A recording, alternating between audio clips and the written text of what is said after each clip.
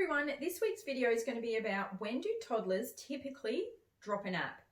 Now, it's a bit of a grey area really because it can happen, every toddler's different and it can happen as early as unfortunately 2.5 to as late as school age. So as an example, my boys, Noah was happy to continue having a day nap till he started school. So he was like 4.5, 5.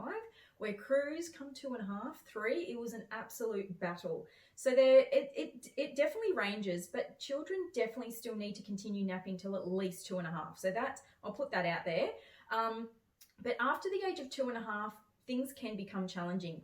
However, my biggest tip would be to ensure that you still offer rest time. So even though they might really be protesting the fact that they don't want to go to sleep, that's okay, I suppose, in one respect. But what we do need to insist is they still have some downtime, because even children up to the age of sometimes 4, they just can't cope a whole day without any downtime. So it's really important to have a little bit of rest time around that. So, you know, a couple of ideas that you could work with. If you've got a toddler that's really challenging you come nap time during the day, a few things you could try is, one option is you could try and have a bit of a running race with them to get to the bedroom. And this is what I used to do with my boys, especially when they used to challenge me. They didn't want to go for a nap and they were really cranky and they were protesting and they were trying every trick in the book.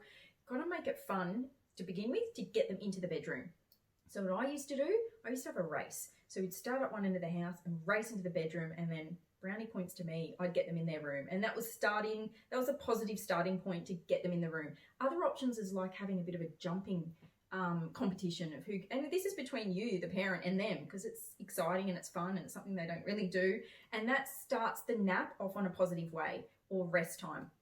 When they're in their bedroom, then you can either, if they go in there happily in their bed or their cot and that works, then great.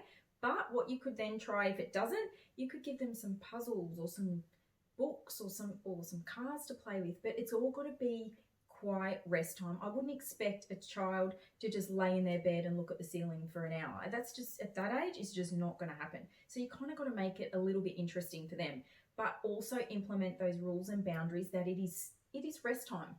It is not playtime. It is not non-negotiable. They can't just not have a nap or not have rest time. It's still got to implement some rest time.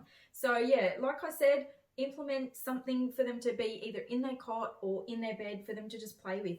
And even if children are a little bit older, so around the 2.5, 3.5 year mark and older, you could probably introduce a bit of a clock, like a timer. And when that timer goes off, then their nap or rest time is over. That allows them to come out. But they need to ensure that, you know, while that clock is on, or until that clock turns a certain time, or whatever you're going to implement there, it is rest time. And what might happen over a period of time, and this is the hope, that they get bored with whatever they've got in their bed. And this is the other thing, you've got to kind of keep an eye on them. They can't just get out of bed and start walking around the house and being all quiet. It's purely rest time. So they've got to stay on their bed. These are the rules. Have their blinds still closed. Maybe have their door open a little bit. That's a little bit of a privilege, especially for the older children. They're going to understand that that's a privilege. So, and then a consequence could be if they don't behave well or they don't do as they're told, that door gets closed. So, but to begin with, you could certainly open the door, and that could be a privilege for them. And then, like I said, the hope is they get a bit bored with whatever they're playing with and they end up drifting off and going to having a bit of a nap. So that is my, I suppose, tip around toddlers, nap time, encouraging downtime, because it's still, especially mums out there with other children who are younger, you need that time. And I totally get that. And if they're not going to have a nap as such, you still need some time away. And so do they. They just need some downtime. Otherwise, you'll get to 3, 4 o'clock in the afternoon. They will be ratty, they'll be cranky, they'll be miserable, they'll be clingy, they'll be needy, and that's even harder. So you just want to encourage some downtime at that point. And at the end of the day, if that is just not working because they've gotten beyond that point or they're too old now, then what you could do more in the afternoon when they are that really cranky, irritable, ratty mood is put them on the lounge like this and put a program on, like Peppa Pig or Bluey or something like that. But this is not an opportunity for them to doze off. You don't want your toddler at 3 or 4 years old having a nap at 3 o'clock in the afternoon. Otherwise, your bedtime will be a nightmare and they'll be wanting to go to bed at 9 o'clock at night.